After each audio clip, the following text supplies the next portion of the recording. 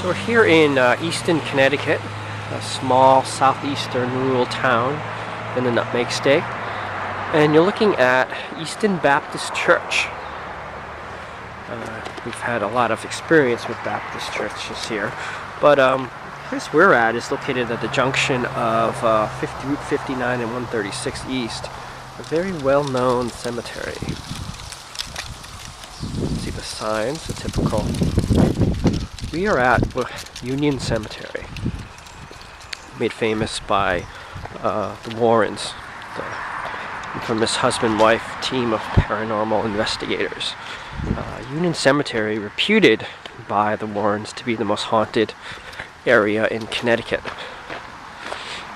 And we'll talk about some of the legends of what the Warrens have claimed to have found. They've done a number of investigations. Having been to a number of their performances at the University of Connecticut, I've actually seen the footage of the spirit that we're going to be talking about. The cemetery is actually 400 years old, which makes it, just in terms of historical value, extremely relevant, extremely interesting to me. Not so much the ghostly legends, but we'll try to put those to rest as well. But what you can see here is just an absolutely beautiful cemetery, bounded by this iron-gated fence here, rather ornately designed posts here. Now I'm actually going to be working two cameras here, so if you do hear another camera go off here, just don't mind. This is just a very beautiful cemetery. Considering its age, very well kept. This is one that I'm going to want to take a very good close look in, so I'm going to be taking pictures here as I explain what's going on. Well, besides the Warrens, the reason why the Warrens were interested in this place, and we're going to hopefully see Ed Warren's grave on our next stop. It's the infamous White Lady, and this is the ghost that is allegedly haunting this cemetery. Ed Warren, self-proclaimed demonologist, has even video footage supposedly of the spirit. I saw the video footage. They showed it only once. They didn't show it at subsequent performances. And we will now enter here. Let's look at this carving. Look at the metal post here. This is very beautiful. I just love that old New England craftsmanship. That's absolutely wonderful. Okay, so we're going to be looking for a couple things here. We'll talk about the White Lady a little bit. I'm still looking for some very old stones. As I said, this is a 400-year-old cemetery. So I try to keep the frame as steady as possible.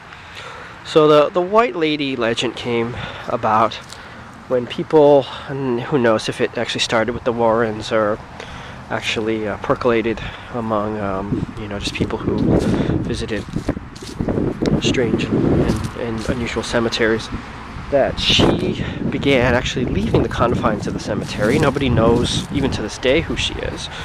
And she began crossing Route 59. I can see an Easton police officer just passed. They are extremely sensitive about this area, so we'll keep an eye on that. We are within our right to visit during this time period. We may get a visit by the cop, but I'm more than happy to talk with him. So she actually began leaving the cemetery and crossing Route 59 and causing havoc among the drivers there. So those were the first stories that began coming in, and the other ones that people began to just see her spirit dancing through the cemetery. There are all sorts of theories as to who she is.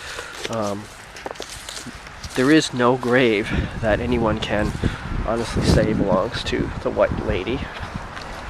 She's a nameless figure. Some believe she was a woman who killed her husband and then was subsequently killed herself. Not self-inflicted, but she was murdered on her own. Another belief is that she was just a woman who was a victim of a violent crime and she lost her life. She was murdered herself. Some of the more nefarious theories is that after being murdered, her body was dumped behind the Baptist church in the distance, and that's why she haunts this cemetery. Now, we've run into the Baptist church a lot in our dealings with the vampire legends, especially Rhode Island, and I have to say the Baptists do have their share of mythologies here.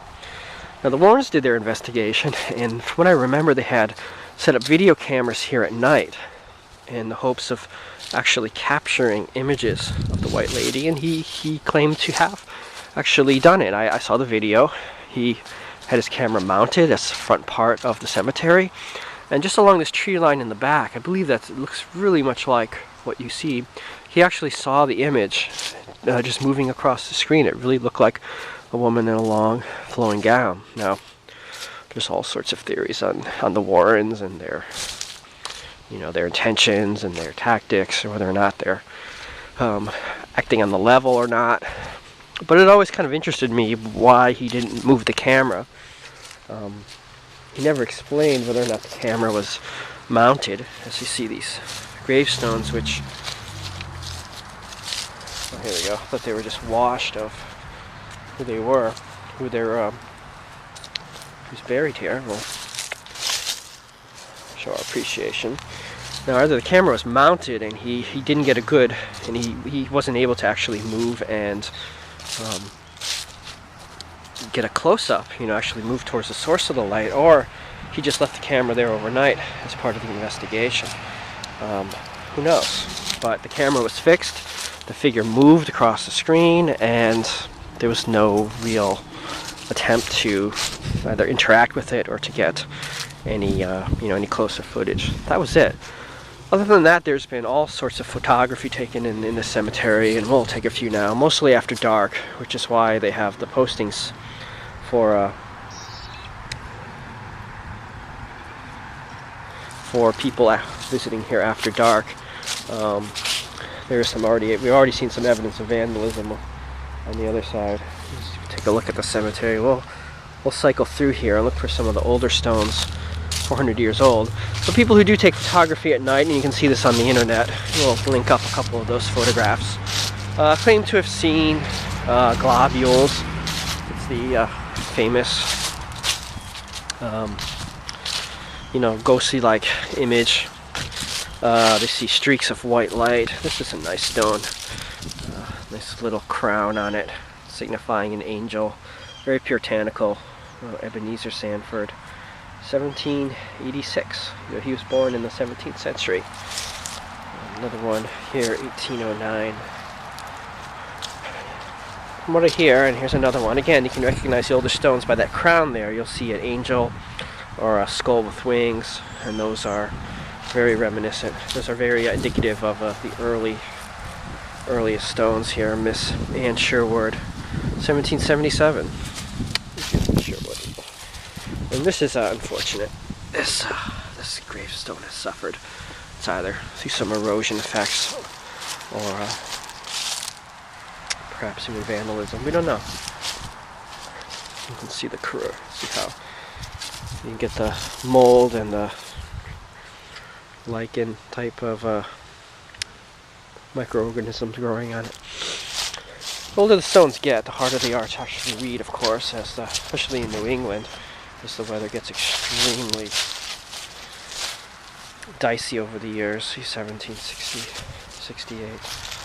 Now the second, again, take a look at that crown here before we talk about the second. That's absolutely beautiful. Let's say here, Justice Bennett, 1772. Brinsmaid, 1776, the year of founding of our country. She actually was alive to see it. Now the second great mystery of Union Cemetery are the so-called red eyes. Supposedly, if you come at night and you come in with your flashlights and your flash photography, you can actually see red eyes appear in the background, somewhere deep into the cemetery. Now, a lot of people have observed this, and this has really been reported. There's a magnificent, look at this beautiful headstone. That's just absolutely great. Now, a lot of people have reported seeing this. However, a group, I think they're associated with Creepy, Connecticut. Again, I got to give a shout out to them. They've done a really magnificent job at debunking a lot of these. They came to the cemetery and they found people had set up those red reflective biker lights you put, on your bicycle, so that when headlights hit it, it reflects off, and you can actually see, see the person biking in the dusk or in the evening or in the night. Well, people had set those up on a wooden board, placed them next to one of the headstones, and it was an optical illusion, so to speak. People were seeing the lights of their flashlights reflect off of the red, and they thought those were really diabolical eyes. They're kind of clever. I really like this stone here. It's Deacon William Bennett. Beautiful. Look at the angel crown. And Miss Catherine Bennett, 1809, survived them. As you see, some of these stones are really old here. Chances of getting look up in the records to see who these people are.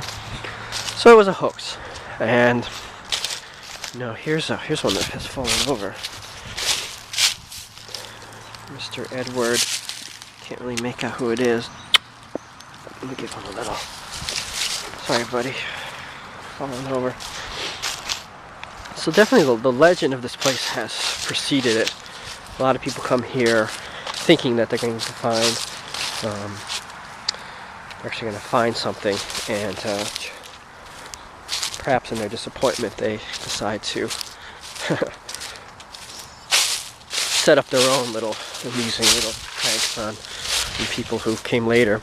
Lawrence wrote a book about this cemetery. It's called Graveyard. Ed Warren, who died several years ago, he's actually he was buried just up the road here, so we're going to go and visit his cemetery. And it's been reported that the White Lady actually visits that cemetery as well, so it is a rather interesting coincidence, perhaps. We haven't seen anything older than 1750. We may be disadvantaged. We've seen our oldest stone that we've seen in Connecticut from our group, 1703. We'll keep our eye out on looking for anything else, as well as taking snapshots here, and we'll look for our ghost globules. Although with the advent of Photoshop, all sorts of sophisticated techniques of visual fakery, it's not out of the question that somebody has been able to fake these images. And you see some of the damage that's been done. This is why the police, and there's another one right over here. Let's take a look at some of the vandalism that's occurred. This is why, the historical interest of this place, I think, is very relevant and people to come and see. You can see they've tried to prop this back up with wood, but poor Franklin Sherman and his wife got knocked over again, fortunately. Looks like their children as well. It's really unfortunate. People come here, young people come here expecting entertainment, and when they don't receive it, they decide to take it out on the cemetery, take it out on the tombstones and headstones. So I'll break away here for a second.